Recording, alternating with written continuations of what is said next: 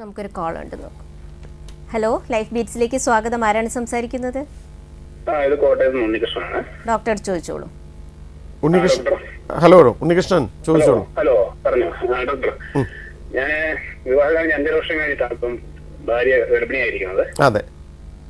അപ്പം എന്റെ semen count കുറവായിരുന്നു ഡോക്ടർ ചെക്ക് ചെയ്തപ്പോൾ പറഞ്ഞിരുന്നു. അതെ അതെ. അപ്പം ഇടയ്ക്ക് ഇങ്ങനെ ചെക്ക് ചെയ്യാനായിട്ട് സെമൻ എടുത്ത് കൊടുക്കാനായിട്ട് കൊടുക്കാൻ നേരത്ത് നമുക്ക് ലിംഗം പ്രശ്നം ഉണ്ടായിരുന്നു, എടുത്തു കൊടുക്കാൻ പറഞ്ഞു. അത് ആ സമയത്തല്ലേ ഉണ്ടായിരുന്നുള്ളൂ, പിന്നെ അത് ഉണ്ടായിരുന്നില്ലല്ലോ. ഇല്ല, ഇപ്പം അതിന് വേണ്ടിട്ട് എനിക്ക് വെരിക്കോസെലക്ടീവിയുടെ ഓപ്പറേഷൻ ചെയ്തിരുന്നു. അതെ. അതിനുശേഷം ഇപ്പോൾ ഒരു ലെഫ്റ്റ് സൈഡ് വൃഷ്ണം ഓവറായിട്ട് ബഡ് ചെയ്ത് നിൽക്കുകയാണ്, മറ്റേ റൈറ്റ് സൈഡ് തീരെ ചെറുതായി പോയി. അത് ഇപ്പൊ അതുകൊണ്ട് ഇടയ്ക്കിടയ്ക്ക് ഈ മൂത്രതടസ്സം പോലെ അത് ഇത് വരുന്നുണ്ട്, ഈ നീരും വെക്കുന്നുണ്ട്. മനസ്സിലായി. അത് അതിന്റെ പ്രോബ്ലം ഉണ്ണികൃഷ്ണൻ, അത് നമ്മൾ ആ സർജറി കഴിയുമ്പോഴ് വെരിക്കോസിന്റെ സർജറി കഴിയുമ്പോൾ വരുന്ന ചെറിയൊരു കോംപ്ലിക്കേഷൻ ആണ്. ആ വെള്ളക്കെട്ടാണോ, അത് നീരല്ല, ഈ വൃഷ്ണത്തിന് ചുറ്റുമുള്ള വെള്ളം. സാധാരണ രീതിയിൽ ഉണ്ടായിക്കൊണ്ടിരിക്കുന്ന ഈ വെള്ളം, വൃഷ്ണത്തിന് ചുറ്റും ഒരു വെള്ളം ഉണ്ടായിക്കൊണ്ടേയിരിക്കും, അത് തിരിച്ചിങ്ങനെ പൊയ്ക്കൊണ്ടിരിക്കും. ആ പോകുന്നതിനൊരു തടസ്സം വരും ഈ സർജറി കഴിയുമ്പോൾ. അപ്പൊ അത് വൃഷ്ണത്തിന് ചുറ്റും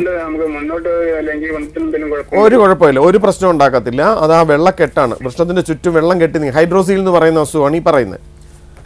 അത് കൂടുതൽ വലുതാവുകയാണെങ്കിൽ അത് സർജറിക്ക് മുമ്പായിരുന്നു ഈ സംഭവത്തിന് ശേഷം ലിംഗം നീര് വെക്കുന്ന ഒരു പ്രക്രിയ ഉണ്ടായിരുന്നു. അത് അങ്ങനെ കാണുന്നില്ല. ഇല്ല, അത് താൽക്കാലികമായിട്ട് അന്ന് ഉണ്ടായ ഒരു പ്രശ്നമാണ്. ഇപ്പൊ അതിന് വരണം എന്നില്ല. ഈ വെള്ളക്കെട്ടിന് വെള്ളം കൂടുതൽ കെട്ടി വലുതാവുകയാണെങ്കിൽ, ഹൈഡ്രോസിൽ വലുതാവുകയാണെങ്കിൽ അത് ചീന്തി കളയുന്ന സർജറിയാണ് അതിന്റെ ചികിത്സ. ഒത്തിരി വലുതാവണമെങ്കിൽ അത് സർജറി ചെയ്ത് മാറ്റാൻ പറ്റും. ഓക്കെ, ചെയ്യാൻ പറ്റും. ഓക്കെ,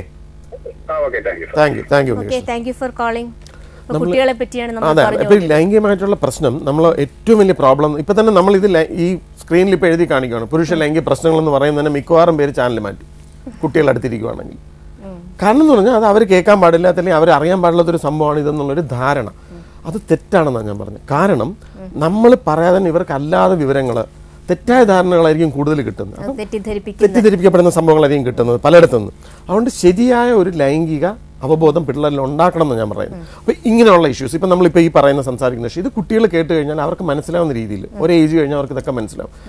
തീരെ മനസ്സിലാവാത്ത ഏജിൽ അല്ല ഇപ്പം പലരും, കാരണം അവർക്ക് അതിന് മുമ്പ് തന്നെ കാര്യങ്ങളൊക്കെ അറിഞ്ഞു തുടങ്ങുന്നുണ്ട്.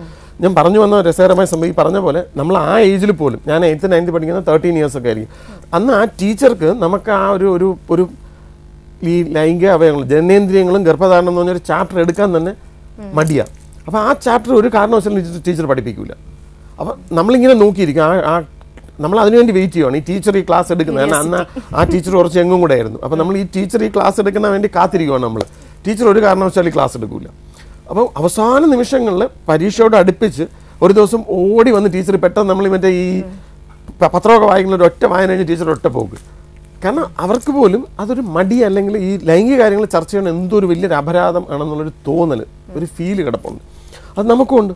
അതുകൊണ്ടാണ് നമ്മൾ കുട്ടികൾ ഇപ്പോൾ എന്തെങ്കിലും ലൈംഗികമായിട്ടുള്ള ഒരു സംശയം ചോദിച്ചു, അവൻ എവിടെയെങ്കിലും ഒരു കാര്യം അറിഞ്ഞിട്ടായിരിക്കും വന്ന് ചോദിക്കുക. അത് ശരിയായി പറഞ്ഞു കൊടുക്കാൻ നമുക്കിപ്പോഴും പറ്റുന്നില്ല. അതുകൊണ്ടുള്ള പ്രശ്നം എന്ന് പറഞ്ഞു കഴിഞ്ഞാൽ ശരിയായ ഒരു ലൈംഗിക ജ്ഞാനം ഈ പിള്ളേർക്ക് കിട്ടുന്നില്ല. അപ്പോൾ അവരെന്ത് ചെയ്യും? അവരത് മറ്റവരുടെ ചിലപ്പോൾ കൂട്ടുകാരിൽ നിന്ന് കിട്ടുന്ന വിവരങ്ങളായിരിക്കും, അല്ലെങ്കിൽ നെറ്റിൽ നിന്ന് കിട്ടുന്ന മറ്റു വിവരങ്ങളായിരിക്കും. അത് തെറ്റായ കുറേ ലൈംഗിക കാര്യങ്ങളിലേക്കായിരിക്കും അവനെ നയിക്കുന്നത്. അതിന് രസകരമായ സംഭവം എന്ന് പറഞ്ഞാൽ ഇപ്പോൾ എനിക്ക് ഇവർ കോമഡിക്കാർ അവതരിപ്പിക്കുന്ന രസകരമായ ഒരു സംഭവമുണ്ട്. അത് ഭയങ്കര റിലവൻ്റ് ആയിട്ട് എനിക്ക് തോന്നുന്നു. പലപ്പോഴും ഞാൻ ഈ ലൈംഗിക കാര്യം ചർച്ച ചെയ്യുന്ന സമയത്ത് അത് കോട്ട് ചെയ്തിട്ടുണ്ട്. അപ്പം അതിനകത്തൊരു കുട്ടി ഒരു അമ്മയോട് സംശയം ചോദിക്കാൻ ഒരു രംഗമുണ്ട്. അപ്പം അവൻ എല്ലാ കുട്ടികളും നമ്മളും ചോദിച്ചിട്ടുണ്ടെങ്കിൽ നമ്മുടെ അച്ഛൻ്റെ അമ്മയോടെ അല്ലേ നമ്മളെങ്ങനെയാണ് ഉണ്ടായെന്ന്. നാച്ചുറൽ ക്വസ്റ്റ്യൻ ആണ്. നമ്മുടെ എല്ലാ കുട്ടികളും ഒരു സമയം നമ്മൾ എങ്ങനെയാണ് ഉണ്ടായെന്ന്. അപ്പം ഇവൻ്റെ അമ്മയോട് ചോദിക്കണം ഞാൻ എങ്ങനെ ഉണ്ടായത്. അപ്പോൾ ഇവർ പറയും ഞാനൊരു ദിവസം നമ്മളിങ്ങനെ പോയി പ്രാർത്ഥിച്ചുകൊണ്ട് നിന്നപ്പം നിന്നെ മേളിയും ദൈവം ഇങ്ങനെ തന്നതാണെന്ന് പറയും. അപ്പം കുറച്ചു നേരം മിണ്ടായിരിക്കും. എന്നിട്ട് അവൻ കുറച്ച് അപ്പം അനിയത്തിയോ, അപ്പോൾ അത് ഞാൻ ഒരു ദിവസം ഇങ്ങനെ കുളിച്ചുകൊണ്ട് നിന്ന പാറ്റി കൂടെ ഇങ്ങനെ ഒഴുകി വന്ന് അപ്പം കിട്ടിയതാണെന്ന്. അപ്പോൾ അവൻ കുറച്ച് ഇരുന്നിട്ട് അവൻ പറഞ്ഞു അപ്പോൾ ഇവിടെ നേരെ ഒരു കൊച്ചു ഉണ്ടായിട്ടില്ലേ. അത് ഒരു കോമഡി ആണെങ്കിലും അതിനകത്തൊരു റെലവൻ്റ് ആയിട്ടൊരു സാധനമുണ്ട്. എന്തെന്ന് വെച്ച് കഴിഞ്ഞാൽ ആ കുട്ടികൾക്ക് ഇപ്പം അറിയാം ഇങ്ങനെയാണ് കാര്യങ്ങൾ, ഇതൊക്കെ ഉണ്ട് എന്നുള്ള സംഭവം അവർക്ക് വ്യക്തമാണ്. അപ്പം നമ്മൾ അവരെ മുമ്പ് ഇങ്ങനെ ഒളിച്ചു വെച്ചിട്ടൊന്നും കാര്യമില്ല. ഒരു ഏജ് ആകുമ്പോൾ അവർക്ക് അറിയേണ്ട കാര്യങ്ങൾ.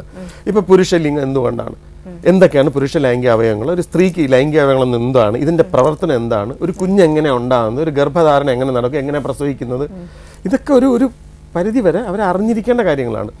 അതില്ലാതെ വരുമ്പോഴുള്ള പ്രശ്നങ്ങൾ അതും ഞാൻ പറഞ്ഞുതരാം. കാരണം അടുത്ത കാലത്ത് എനിക്ക് ഞാൻ മുമ്പ് എപ്പോഴും ചർച്ച ചെയ്തപ്പോൾ പറഞ്ഞിട്ടുള്ള വിഷയമാണ്. ഈ ടെക്നോപാർക്കിൽ തന്നെ വർക്ക് ചെയ്യുന്ന 2 എഞ്ചിനീയേഴ്സ് അവർ കല്യാണം കഴിഞ്ഞു. അതിലേക്ക് നമുക്ക് തിരിച്ചു വരാം ഡോക്ടർ. കോൾ